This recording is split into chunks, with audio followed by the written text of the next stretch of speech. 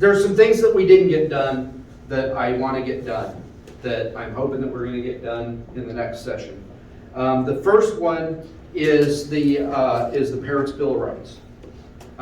You know, I've talked about this quite a bit over the session. I got some new faces here, some not so new faces.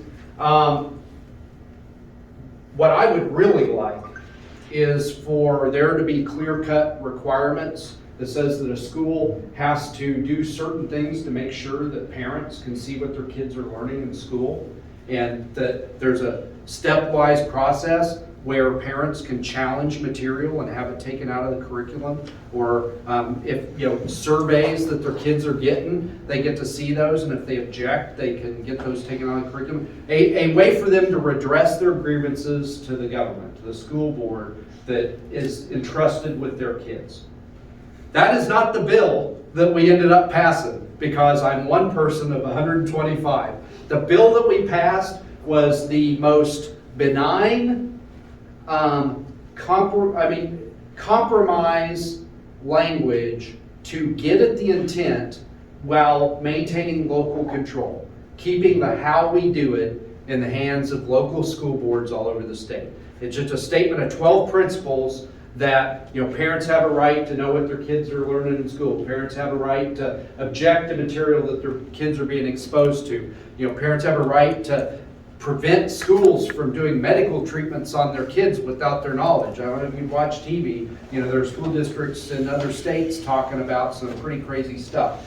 So that's all the bill does. 12 simple principles. The governor vetoed it. And I do not think that we're going to have the votes to well, we tried to override it once, so I know we don't have the votes to override it. I don't think we're going to re-attack it again, because we're not going to be able to get it done this year. I can talk at length afterwards or in questions about why we can't get 84 votes to override a veto in the House, but it's just not going to happen with the current legislature that we have. But that doesn't mean that we can't still get it done. You know, last municipal election, I'm also the vice chair of the Republican Party. Last municipal election, the Republican Party ran 10 candidates, and then at the last minute, 2 weeks before the election, we also ran a write-in candidate.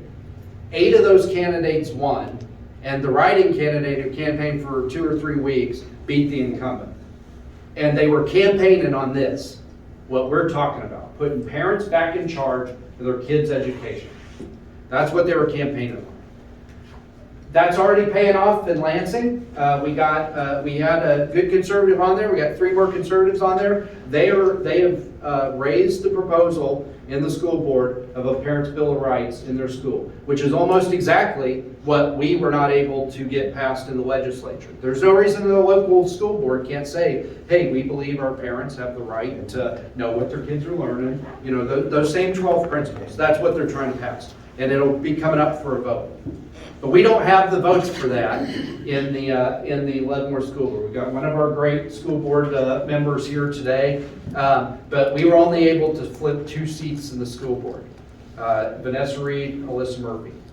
And if we're going to get enough votes in the school board to do this locally, rather than do this locally, we're going to have to get back out there and campaign next year to get more conservative school board members elected.